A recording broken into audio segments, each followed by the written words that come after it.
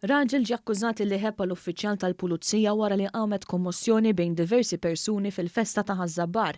L-imputat allegatament ħebbu saħansitra beżaq fid-direzzjoni tal-pulizija qabel ma l-istess uffiċjal arrestaħ. Fl-istess inċident allegatament inkiser mobile uffiċjal tal-pulizija. L-imputat li ismu ma jistax jixxandar fuq ordni tal-qorti ammetta l-akkużi miġjuba kontrih u talab apoloġija lill-pulizija fil-waqt li spjega kif meta ġara l-każ kien xurban. Il-qorti ordnat li l-imputat jitpoġġa taħt probation għal 3 snin u li ma jagħmilx kuntatt mal-pulizija li kellu l-inċident magħhom għal sena. Barra minn hekk il-qorti mmultatu is-somma minima ta' 4,000 euro imħallsa fuq 3 snin.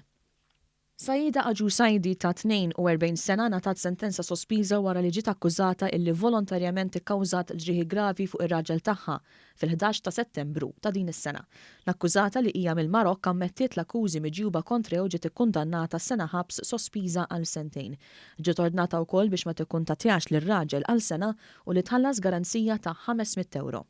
Abdul Rahman Ahmed, Sudanis li jgħix fiċ-ċentru l-miftuħ ta' Ħalfar tressa il-qorti wara li allegatament prova juża passaport ta' persuna oħra u ammetta l-akkuża u ġie kundannat 3 xhur ħabs u ġie ordnat ukoll iħallas l-ispejjeż tal-qorti.